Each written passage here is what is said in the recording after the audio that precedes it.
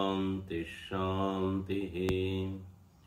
ओम नमो भगवते वैवस्वताय मृत्यवे ब्रह्म विद्याचार्याय नचिकेतसे च।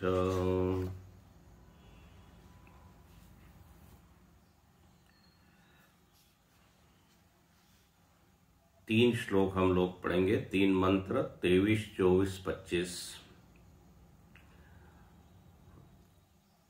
शतायुष पुत्रपौत्रान् वृणीष्व बहून् पशून् हस्तिहिरण्यमश्वान् भूमेर्महदायतनं वृणीष्व स्वयं च जीवः शरदो यावदिच्छसि एतत्तुल्यं यदि मन्यसे वरं वृणीष्व वित्तं चिरजीविकां च महाभूमौ नचिकेतस्त्वमेधि कामानां त्वा कामभाजं करोमि। ये ये कामा दुर्लभामर्त्यलोके सर्वान् कामाश्छन्दतः प्रार्थयस्व। इमा रामा सरथा सतूर्यान् न हि दृशालम्भनीया मनुष्यैः आभिर्मत्प्रत्ताभिर्परिचारयस्व। नचिकेतो मरणं मानुप्राक्षिः।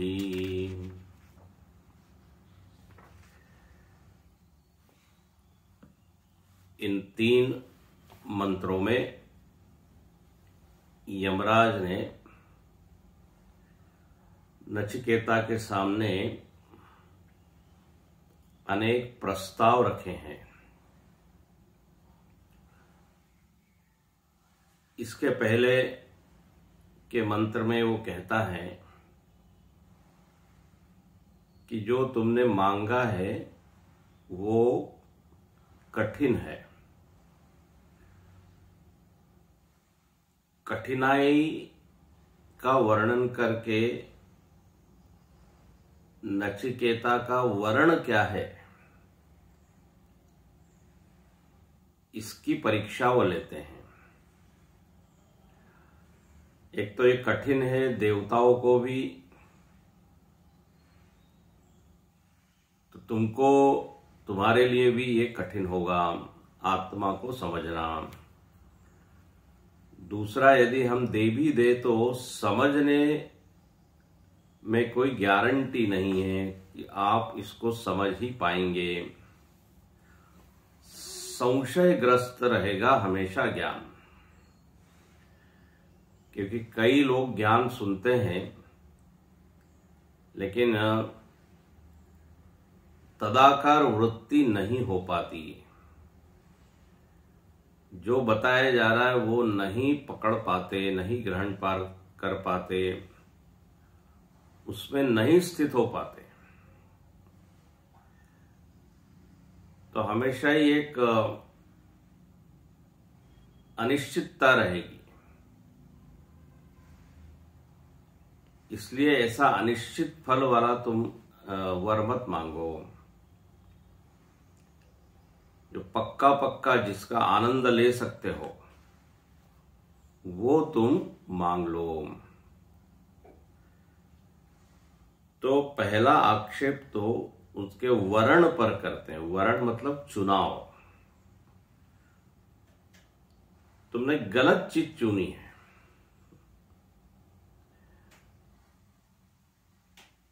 तुमको 3 वर दिए थे, 3 में से अब एक वर है, उस वर को तुम व्यर्थ मत गमाओ। ऐसी चीज मांग के जो कि पक्का फल देगी कि नहीं मालूम नहीं।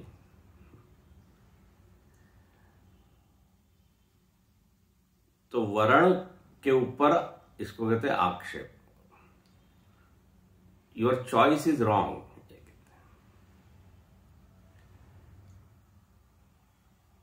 अपने शास्त्रों में बताया है कि हमारा वर्ण ही हमारे जीवन का निर्धारक होता है। हम किसको चुनते हैं। जो साधु महात्मा बनता है तो उसके मूल में वर्ण है।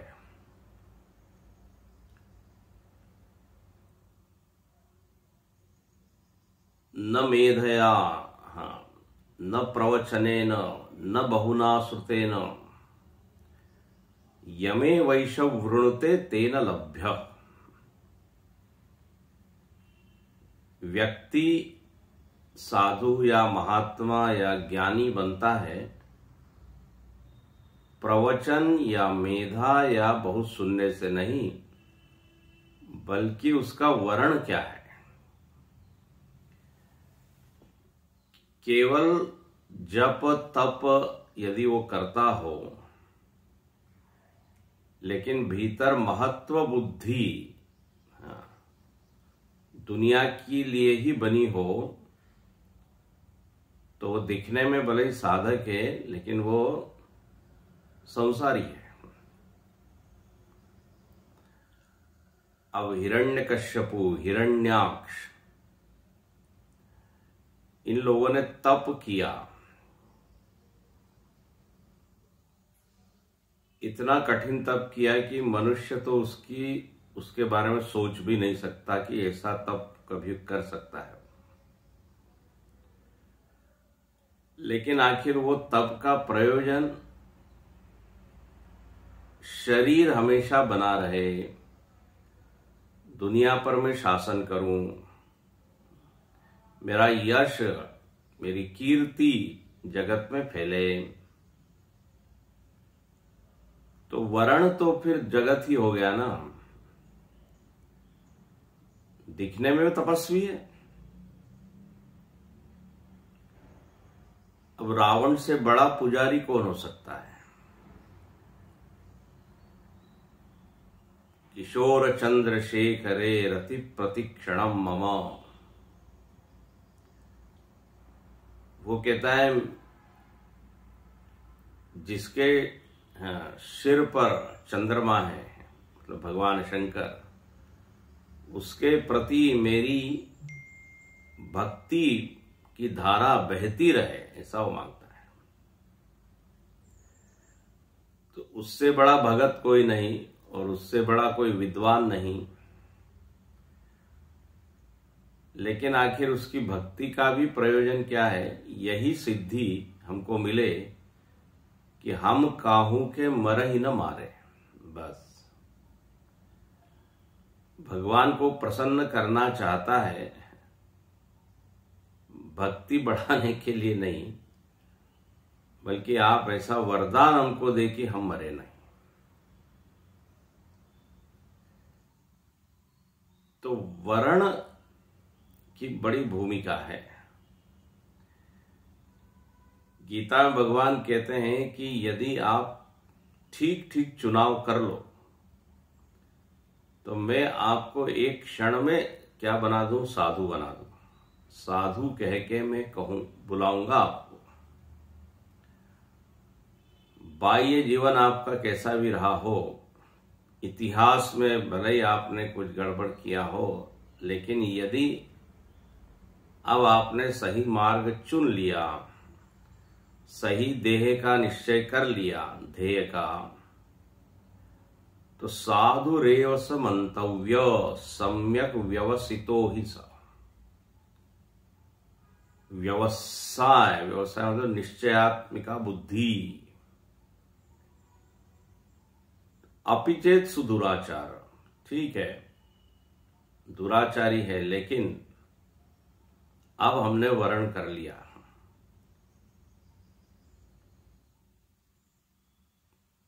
अजामिल की कथा में देखो ये बात आती है। अजामिल ने जब देखा है कि विष्णु दूत हमको बचाने के लिए आ गए, अनजाने में ही हमने नारायण नारायण बोला, तो जब अज्ञान अवस्था में भगवान का नाम लेकर हम मरण से बच सकते हैं,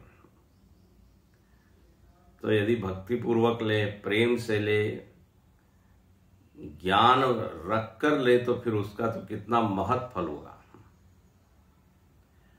उसी क्षण उसने निश्चय किया कि मैं भक्ति करूंगा।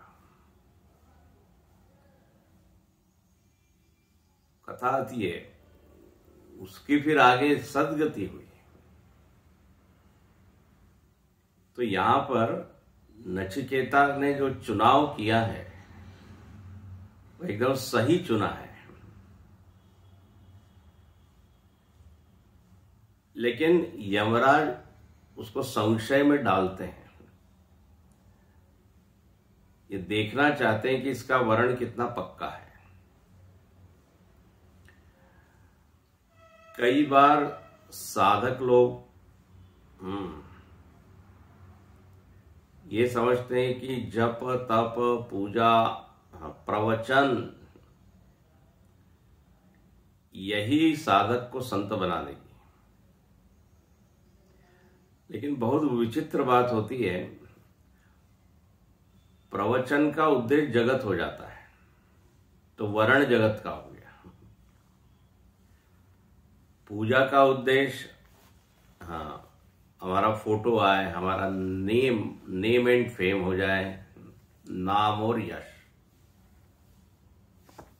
तो फिर क्या हुआ। इसीलिए वो मंत्र कहता है कि न मेधया न बहुना श्रुतेन। अब भाई ये तो बड़ी बड़ी साधनाएं बताई है, ये तो सब इनकी प्रशंसा है, बहुत सुन रहा है कोई, बहुत अच्छी मेधा है, बोले सब ठीक है, लेकिन मूल में जो चीज है वो समझनी चाहिए। तो यहां उसी के ऊपर समझ लीजिए आक्षेप करते हैं। हम लोगों का वर्ण भी क्या होता है, बदलते रहता है, परिस्थिति बदल गई तो वर्ण बदल जाता है, निश्चय बदल जाता है। बोले पहले इतने जगत में प्रलोभन आते रहते हैं, लुभावने प्रलोभन, कि व्यक्ति जो है उसको पीछे ढकेल देता है, बोले बाद में करेंगे, अब ये जो चीज है ये तो बाद मिलने वाली नहीं है, भले ही अनित्य है, बोले अनित्य है इसीलिए हम इसको पहले लेंगे, आत्मा तो नित्य है ना, वो कहां जाएगा। तो अनित्य चीजों के वश में वो हो जाता है और उसी को मांग लेता है या उसी के पीछे लग जाता है। प्रायोरिटी जो प्राथमिकता है उसकी सूची में पीछे चले जाती है ये सब चीजें, ज्ञान भक्ति इत्यादि। तो यहां पर उसकी परीक्षा मानव की कर रहे हैं। यमराज सामने प्रस्ताव रखते हैं, बोले देखिए आप किसका वर्ण करते हो, किसको चुनते हो। तो यहां पर सबसे पहले बोला है शतायुष पुत्र पौत्रान वुंशु, बोले तुम्हारा परिवार कैसा हो, बोले भरा पूरा हो। देखिए ये परिवार का सुख व्यक्ति को चाहिए, परिवार में सदस्य हो, परिवार में हमारे अपने लोग हों। क्यों, बोले देखिए एक समय आता है जब हमारा शरीर काम नहीं करता, हमको दूसरे शरीरों की मदद लगती है, तो तब ये पुत्र पौत्र इत्यादि काम आते हैं। लोग कहते हैं पुत्र पौत्र बूढ़ापे की लाठी होते हैं, हाँ मददगार होते हैं। तो यहां पर यमराज यही प्रस्ताव करते हैं कि आप जो है ये ले लो, क्या पुत्र पौत्र, एक दो नहीं बहुत सारे बहु। और जब घर में सब इतने लोग हो तो देखिए व्यक्ति निश्चिंत रहता है, व्यक्ति में एक प्रकार का एक भरोसा होता है कि हमारे पास लोग हैं, उसके दाएं बाएं आगे पीछे बोले सब लोग हैं, तो अब मुझको कोई चिंता नहीं। व्यक्ति चाहता है ऐसे लोग हों जो उसके अपने खुद के हो, संबंधी हो, कोई ऐसे लोग हो जो औपचारिक हो, तो फिर वो रस नहीं आता। ये संबंधों का भी क्या होता है, एक रस होता है। जैसे भोजन का रस होता है ना, षडरस, इसी संबंधों का रस होता है। नवरस जो मिलते हैं हमको, वीर रस, श्रृंगार रस, और क्या, हास्य रस, विभत्स रस। इसलिए वो भागवत जी में कहा है कि गृहस्थ ही सरसः, आत्मदेव की कथा में आता है। गृहस्थ जो है ना, वो जो आत्मदेव है, सन्यासी व्यक्ति कहता है उसको, सन्यासी से उसकी भेंट होती है। आत्मदेव बड़ा दुखी है, उसकी कोई संतान नहीं है, उसकी पत्नी जो है धुंधुली, बड़ी विचित्र है। तो वो यति कहता है कि अब ये बहुत बढ़िया मौका है, आप सन्यास ले लो। वो कहता है महाराज, सन्यास शुष्क है, सन्यास तो बिल्कुल सूखा है, गृहस्थ में ही रस है। मुझको तो ऐसा कुछ आप वरदान दीजिए, आशीर्वाद दीजिए कि कोई पुत्र इत्यादि। तो व्यक्ति की यही इच्छा होती है। और विशेष रूप से जब व्यक्ति कमजोर हो जाता है, अब तक तो स्वयं सब कर लेता है, लेकिन बाद में तो उसको शरीरों की मदद लगती है।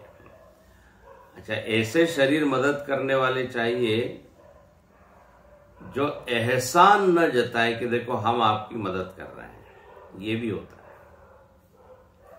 यदि ऐसा हो तो बड़ा उसको भारी लगता है ना। जो प्रेम से मदद करे, प्रेम से सेवा करे।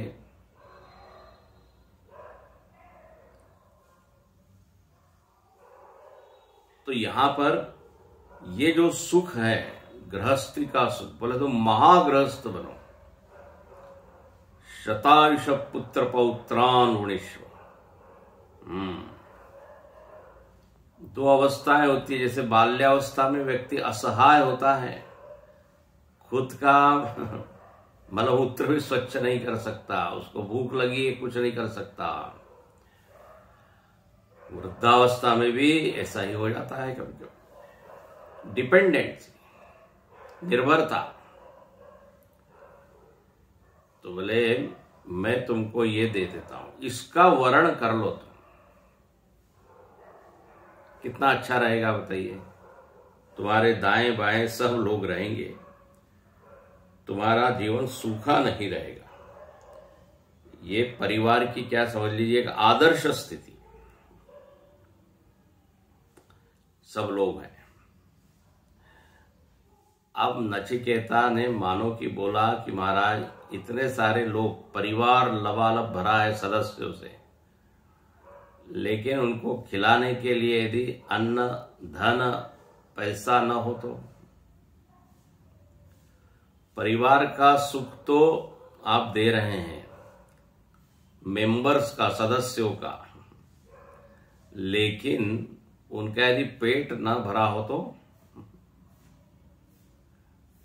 तो यहां पे यमराज आपको थोड़ा गिना देते हैं, इसके ऊपर चिंतन कर देते हैं कि देखिए क्या क्या ऑफर किया है, जरा इस पर विचार कीजिए आप। तो बोले वित्तम, हिरण्यम, धन।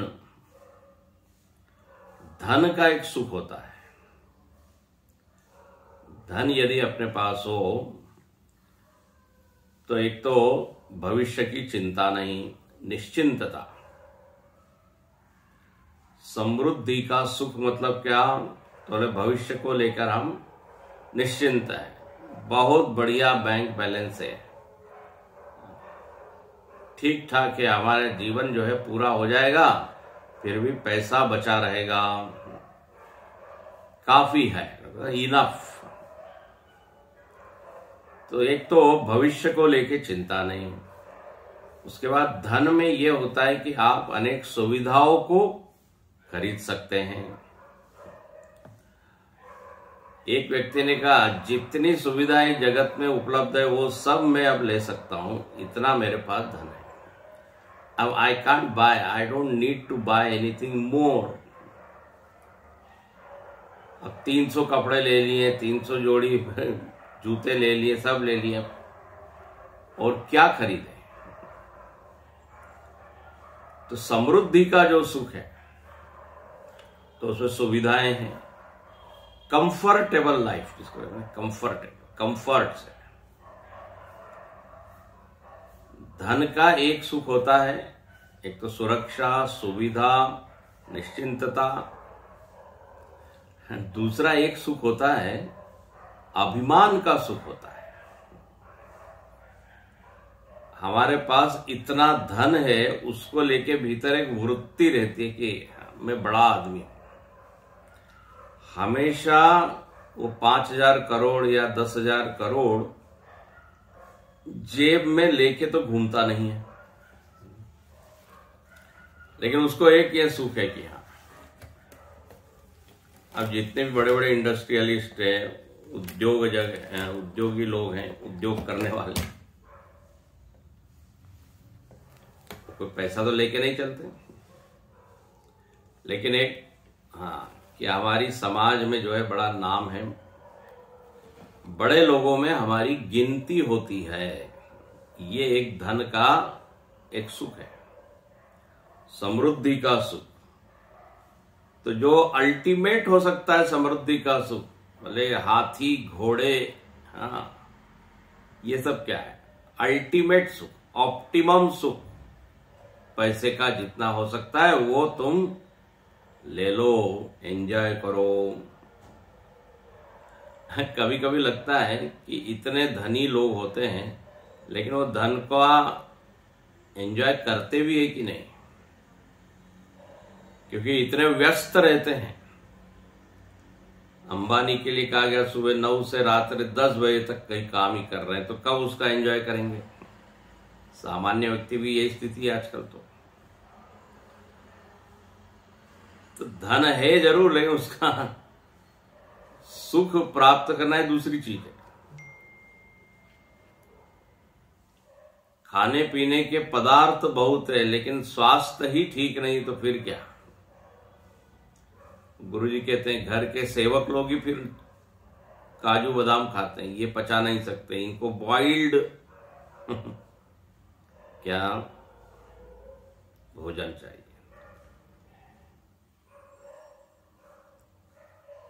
सलाद खा के, तो बोले तुम्हारे पास पैसा भी हो, स्वास्थ्य का भी सुख हो, ये भी यहां पे यवराज कहते हैं। तो यू शुड एंजॉय ना दैट मनी, तब तो बात है। तो परिवार का सुख, समृद्धि का सुख, ये तुम ले लो। और तीसरी बात यहां कहते हैं, तीसरा एक जो सुख होता है सत्ता का सुख। अच्छा, जो समृद्धि का देखो, किसी के पास परिवार तो बहुत हो लेकिन धन न हो। एक व्यक्ति ने कहा, बोले जो दिवाली आती है तो दिवाली हमारे लिए समस्या बन जाती है।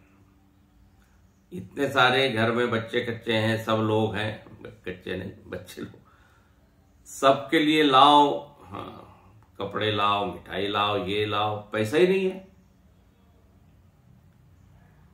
तो जो चीज पैसे वाले के लिए बहुत आनंद वाले दिन होते हैं, उसके लिए समस्या होती है। बोले अब ये त्योहार आ रहे हैं, अब खर्चा है। ऐसे देखिए, आप उस दृष्टि से भी विचार कीजिए। तो धन होना चाहिए। साधु इतना दीजिए जामे कुटुंब समाए, मैं भी भूखा ना रहूं, साधु न भूखा जाए। तो बोले चलो ये हमने आपको दे दिया, और थोड़ा मोड़ा नहीं, बहुत। हाँ, जितना तुम चाहते हो उतना ये मैं देता हूं। वरम वृणीष्व वित्तम, और अच्छा वित्त हो लेकिन अल्प आयु हो तो बोले इतनी आयु देता हूं कि तुमको रिटायरमेंट की जरूरत ही नहीं, तुम रिटायर ही नहीं होगे इतना जीवन देता हूं। चिरजीविका। और अब तीसरी जो चीज उसने प्रस्ताव रखा है वो ये कि बोले आप सत्ता का सुख भोगिए। बहुत बड़ा आपके पास क्या जमीन हो और क्या सत्ता हो, एक सत्ता का सुख और भारी होता है। आप देखिए जिनके पास सत्ता होती है व्यापारी लोगों को खरीद लेते हैं। व्यापारियों का जीवन ये सत्ताधीश के अधीन होता है।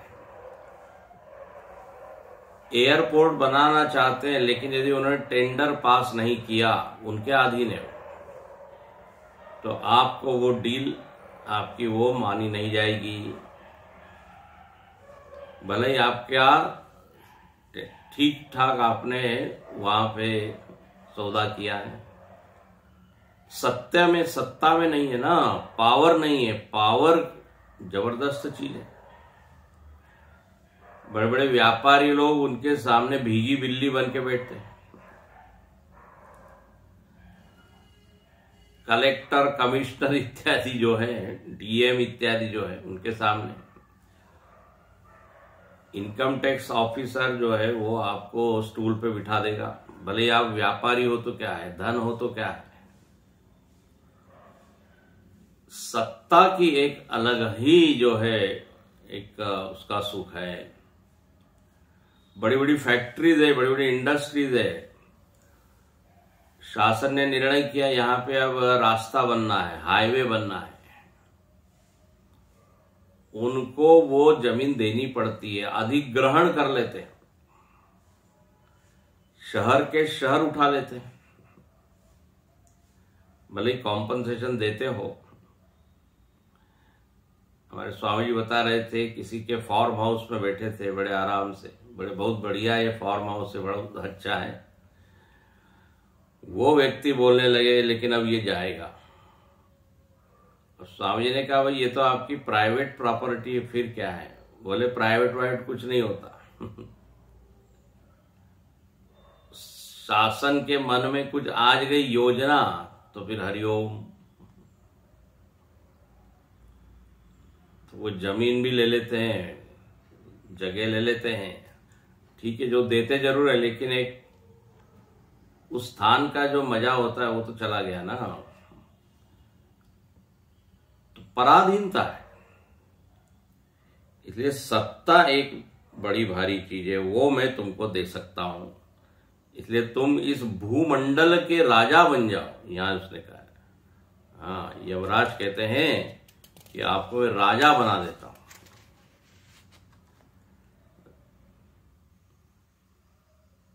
भाष्यकार ने यहां लिखा है मंडल, एक अपने भाष्य में आता है। मंडल मतलब होता है ऐसा गोल। जैसे आप एक शब्द बोलते हैं भूमंडल, पृथ्वी कैसी है, गोल। तो अलग अलग जैसे आप बोलते हैं ना चक्रवर्ती, चक्रवर्ती मतलब क्या है, इतने मंडलों का वो क्या हो गया, राजा। मंडल मतलब ऐसे सर्कल में, आपकी भूमि इतनी सर्कल में, तो ऐसे बहुत सारे मंडल कि जब आप शासक हो जाओ तो क्या हो जाता है, मंडलेश्वर जिसे बोलते हैं ना, साधुओं में भी होता है। इतने मंडल के आप आश्रमों को देखोगे तो बोलते मंडलेश्वर, महामंडलेश्वर। अभी तो एक सुनने को मिल रहा है ना महाकुंभ में। तो मंडल मतलब ऐसा, पहले के जमाने में कुछ माप होता होगा, सर्कल, गोल, इतनी भूमि। तो इतनी भूमि के अंदर जितने आश्रम, मठ इत्यादि आते हैं उसकी देखभाल तुम करोगे, उसको कहते हैं क्या, मंडलेश्वर। फिर और बहुत सारे मंडल आ जाते हैं तो महामंडलेश्वर। ये तो साधु की बात हुई। लेकिन जब राजा की बात है तो बोले भूमंडल में राज्य करो, मतलब पूरी पृथ्वी गोल है, उस पूरी पृथ्वी का शासन तुम करो। तुमको चैलेंज करने वाला कोई नहीं, ये मैं तुमको दे सकता हूं। तो अब ये सत्ता का सुख, और इसका अल्टीमेट है, सब चीज का ऑप्टिमम हाईएस्ट पॉइंट बताया है। परिवार में एक दो लोग हो तो रस नहीं आएगा, बोले जितने चाहिए तुम ले लो। पैसा भी थोड़ा बहुत हो तो फायदा नहीं, क्योंकि खर्च होते रहता है। तो बोले जितना धन तुम चाहते हो वो ले लो। और तीसरा सत्ता का सुख, तो परिवार का सुख, समृद्धि का सुख, सत्ता का सुख, ये तीनों मैं तुमको दे सकता हूं। अब गुरुदेव बड़ा मजाक करते हैं, बोले जब यमराज ये सब प्रस्ताव दे रहे थे, नचिकेता खिड़की में से बाहर देख रहा है। गुरुदेव बड़ा मजाक, means I am not interested in, बेरुखी, उसमें उसकी कोई रस नहीं, रुचि नहीं,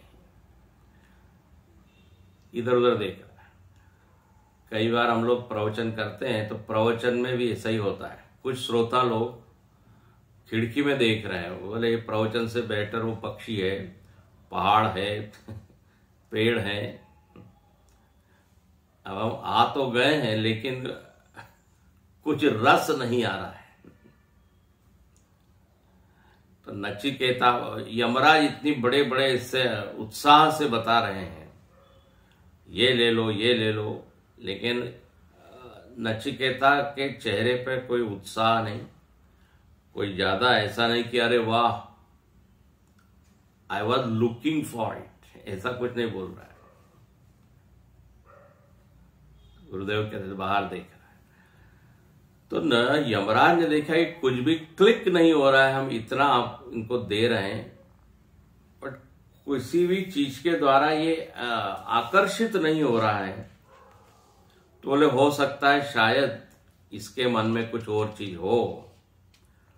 तो वो कहता है कि एतत् तुल्यम, मैंने जो बताया इसके अलावा यदि तुमको लगता है कि और भी कोई चीज है तो वो तुम मांग लो, जो मैंने नहीं बताई, इस सूची में नहीं है।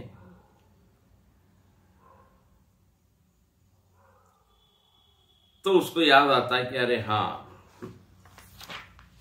जो जो चीज मनुष्यों को दुर्लभ है वो अब मैं देता हूं। ये कामा दुर्लभा मर्त्यलोके, मर्त्यलोक की जो दुर्लभ चीज है वो मैं तुमको देता हूं, जो स्वर्ग में ही अवेलेबल है, स्वर्ग में ही उपलब्ध है। अब इस पे भी गुरुदेव ने बड़ा मजाक किया, बोले वो नचिकेता इधर उधर देख रहा है खिड़की में, खिड़की में से उसको दिख रही है अप्सराएं दिख रही है और रथ इत्यादि वहां पर हैं। तो यमराज को क्या लगा, बोले शायद हाँ नचिकेता ये सब चीजें चाहता है और ये तो मैंने अभी इस सूची में दी नहीं। तो वो कहता है कि इमा रामा सरथा सतूर्या, अरे अरे हाँ, बोले ये चीज तो देनी रह गई तुमको, ये अप्सराएं तुम ले लो। और ये क्या करेगी, परिचारयस्व, पाद प्रक्षालन इत्यादि तुम्हारी सेवा करेगी। बस आदेश दिया कि तुमको वो सारी चीजें मिलेगी। अब देखो ये भी एक सुख है, सेवकों का सुख, नहीं तो सब चीज अपने हाथ से ही करनी पड़ रही है। कहते ना विदेशों में कई बार, भारत में जो ये सुख है वो सुख विदेश में नहीं है, सब अपने से ही करना पड़ता है। बर्तन भी खुद ही मांजो और वॉशरूम भी खुद ही साफ करो, भोजन भी खुद ही बनाओ। कुछ कुछ लोग कहते हैं भारत में राजा की तरह रहते हैं, सब 10-20 लोग हैं, राजू ये करो।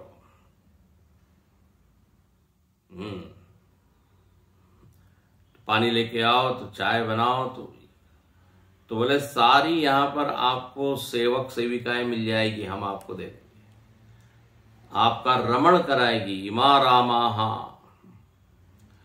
बोले अब इतने बड़ी बड़ी ये सब आएंगी तो इनके लिए हमारे पास अच्छे वाहन इत्यादि भी होने चाहिए। ये थोड़ी कि अब इनको हम ले तो जाएं और घर में कुछ भी नहीं है, रिक्शा पे बिठा के इनको घुमाएं। तो बोले, तो यहां क्या लिखते हैं, सरथा, नहीं नहीं हम आपको रथ भी देंगे, कहते हैं मर्सिडीज, बड़ी बड़ी गाड़ियां, तो बोले वो हम आपको देंगे, वो आप रथ सहित इनको ले जाइए। ये ऐसा थोड़ी कि ले तो जाएंगे फिर आपको ही व्यवस्था करनी पड़ेगी इनको कहीं ले जाना है तो। बोले सरथा, और नचिकेता देखता है कि वहां पे अनेक वाद्य इत्यादि पड़े हुए हैं, वाद्य है, तो कहते हैं हाँ कुछ थोड़ा गाजा बाजा भी होना चाहिए, वाद्य इत्यादि। बोले वो भी हम आपको दे देंगे। सतूर्या सरथा,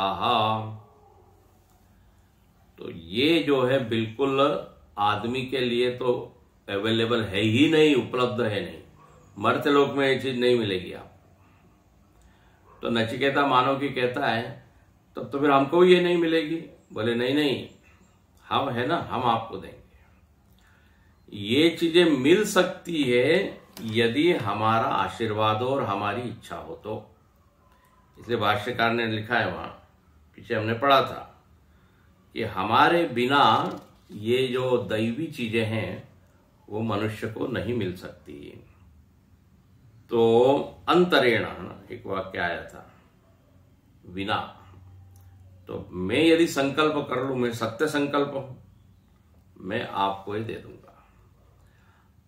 अच्छा, बोले ये सब आप चीज दे रहे हैं लेकिन वैसा शरीर भी तो होना चाहिए। तो वो कहता है कि काम भाजम करोमी, तुमको मैं इन कामनाओं को भोगने वाला बना दूंगा। जितनी शक्ति, जितनी सामर्थ्य चाहिए इंद्रियों में, शरीर में, वो सब मैं दूंगा। अब तो परिवार का सुख, सत्ता का सुख, समृद्धि का सुख, और चौथा मतलब अलौकिक वस्तुओं का सुख।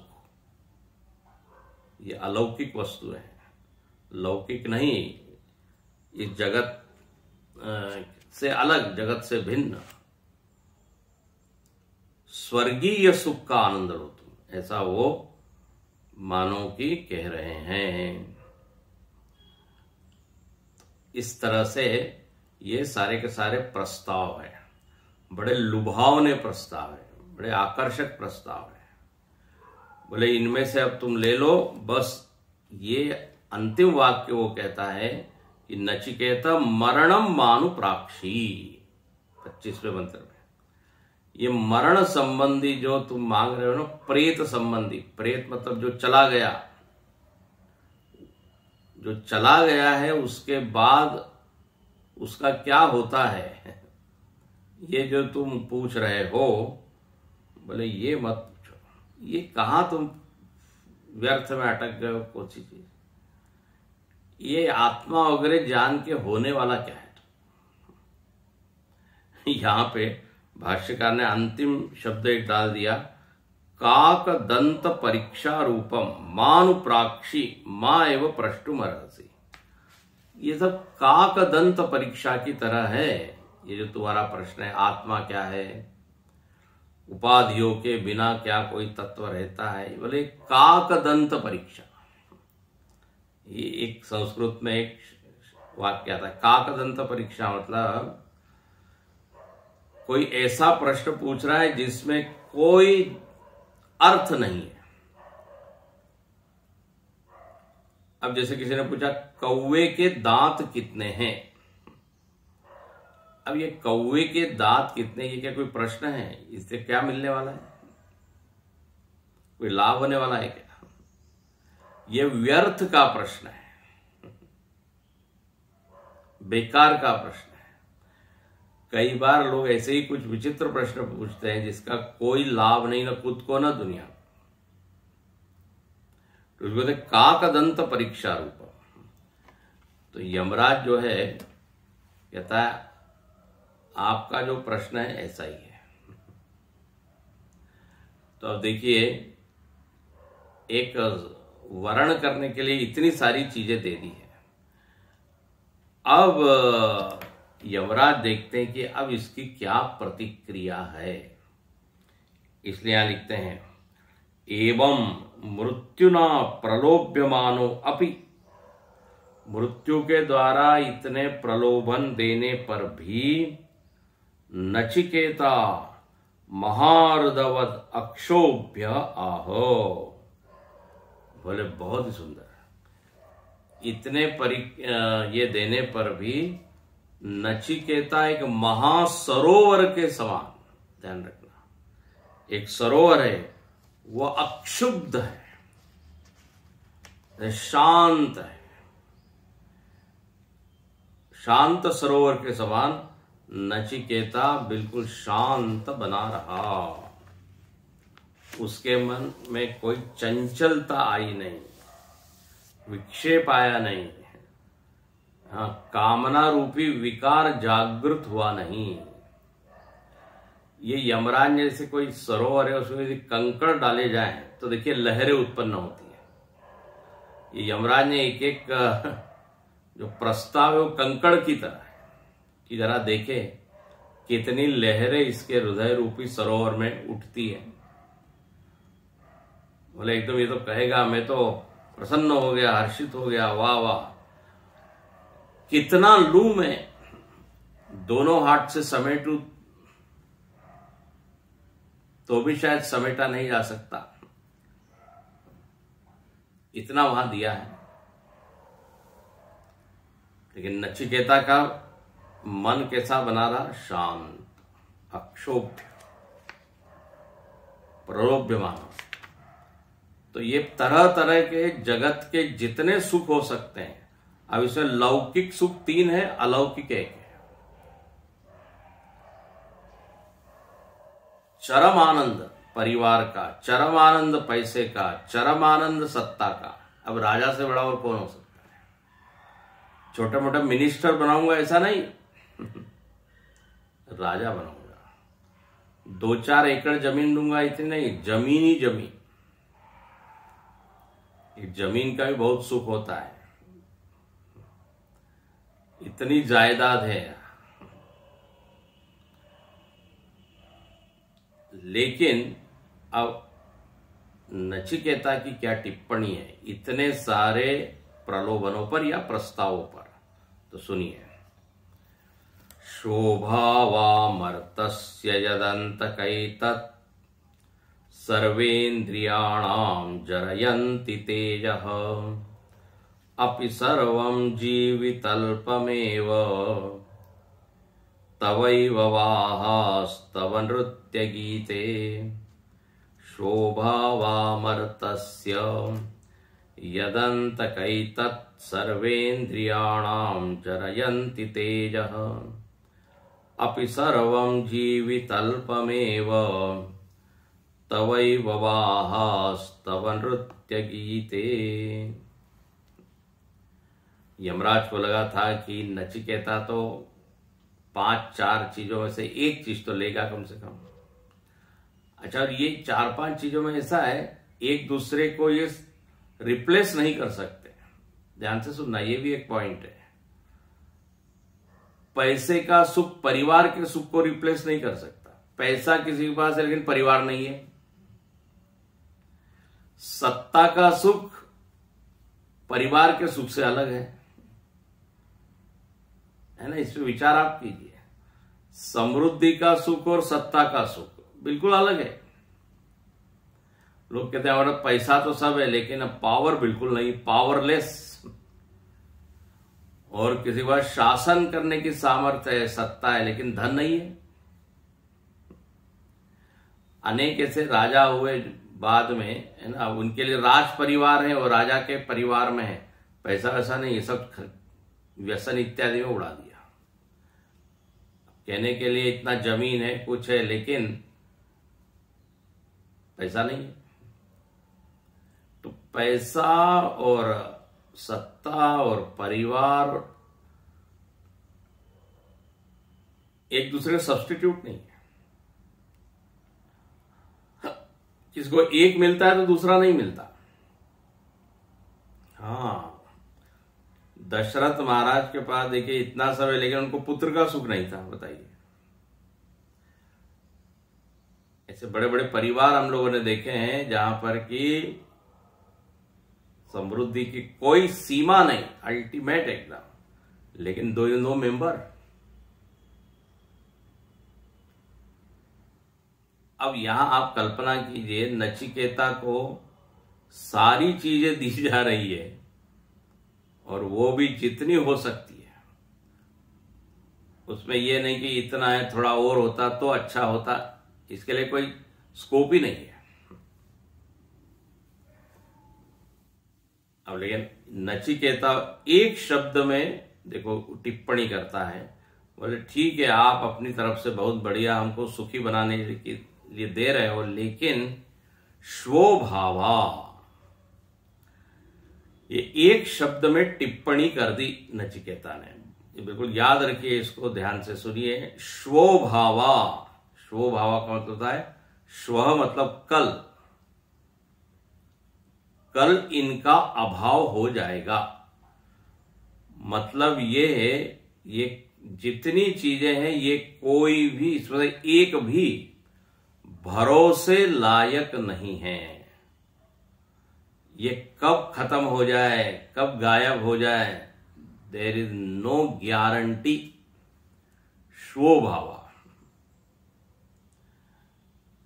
संदेह से आक्रांत है, संदेहग्रस्त है,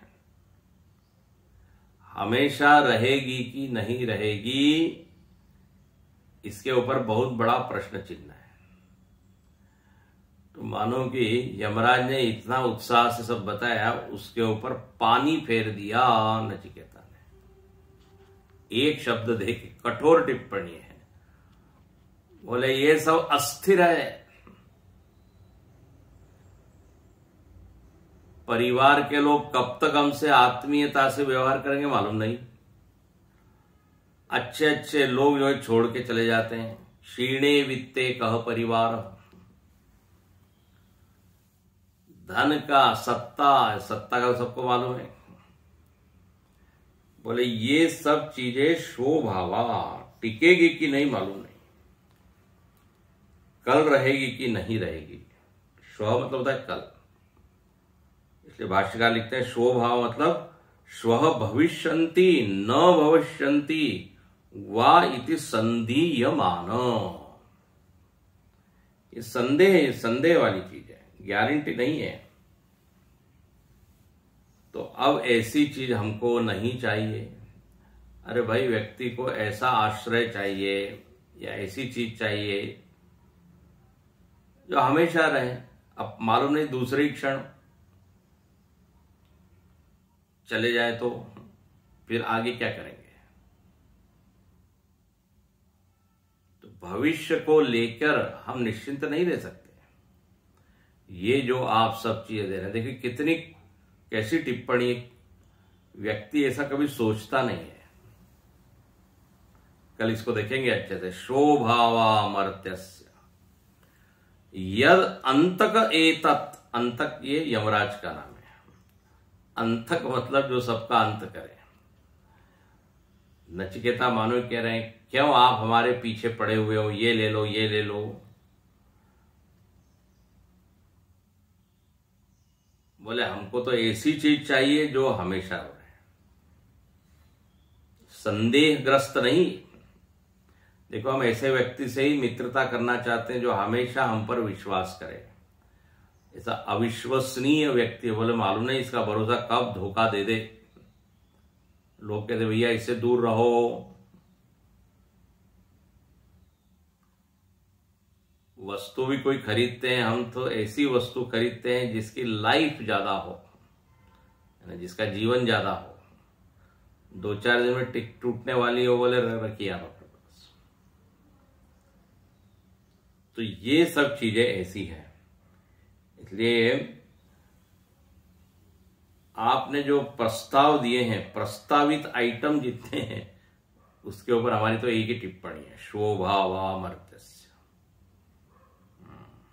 श्वः भविष्यन्ति न भविष्यन्ति वा इति संदीयमान एव येषाम् येषाम् भावो भवनम त्वया उपन्यस्तानाम, त्वया उपन्यस्तानाम मतलब प्रेजेंटेड बाय यू, आपके द्वारा जो चीज हमको दी गई, भोगानाम, ये सारे जो आप दे रहे हैं उसको एक शब्द में आप बोल सकते हैं भोग। त्वया उपन्यस्तानाम भोगानाम, देखो भाष्यकार ने एक शब्द दे दिया,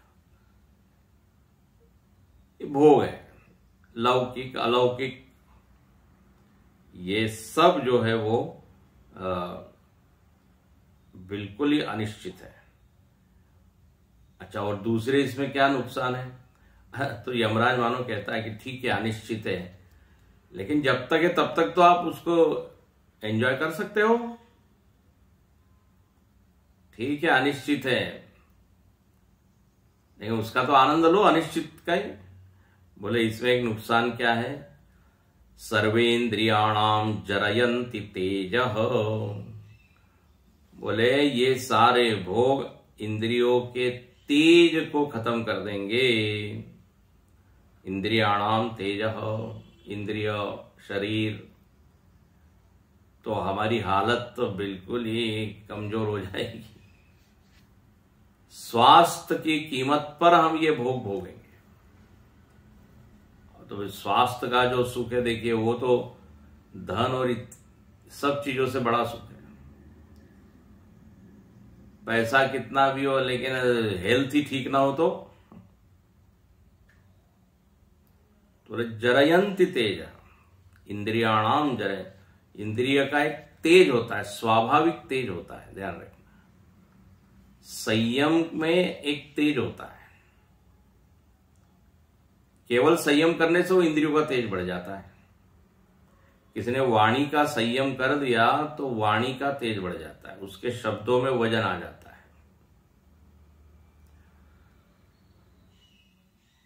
आंखों में तेज होता है, गांधारी के आंख में तेज आ गया होता है, उसने पट्टी बांध के रखी, उसमें इतना तेज आए कि वो दुर्योधन को कहा मैं देखूंगा तो तुम्हारा शरीर लोहे का हो जाएगा, कोई तुमको कुछ नहीं कर सकता। नेत्र का तेज, मन का तेज, बुद्धि का तेज, भोगों से ये सारी शक्तियां क्षीण हो जाती है। मनोबल है ना, बुद्धि का बल, मन का बल, तो इसमें नुकसान है हमारा, इसलिए हमको ये नहीं चाहिए। देखिए है छोटा सा बच्चा नचिकेता, लेकिन उसकी बुद्धि कितनी तेज है। शोभावामर्त्यस्य यदंतकैतत् सर्वेन्द्रियाणाम जरयन्ति तेज, और अपि सर्वम जीवितम अल्पमेव। एक और बात है, आप कितना भी किसी को जीवन दे दो, वो सबको लगता है बहुत कम जीवन है। अपने ब्रह्मा जी को भी लगता है हमारी आयु बहुत कम है, तो सारा जीवन भी थोड़ा ही लगता है। आप भले ही कह रहे हैं जितना आप जीना चाहे वो जियो, लेकिन जितना भी मैं जीऊंगा लगता है अरे ये तो अभी तो हमने शुरू किया है। बड़े बड़े लोग कहते हैं, बोले लगता नहीं हम 70 साल के हो गए, 80 साल के हो गए, अभी तो कॉलेज से निकले। तो अपि सर्वम जीवितम अल्पमेव, आप कह रहे इतना लंबा आप जियो, आप कह रहे हैं लंबा, लेकिन हम जब उसको जिएंगे तो हमको लगेगा थोड़ा ही है। इसलिए ना मुझको उसमें कोई इंटरेस्ट है बहुत जीने में, न ऐसे अनिश्चित संदीयमान भोगों में इंटरेस्ट है।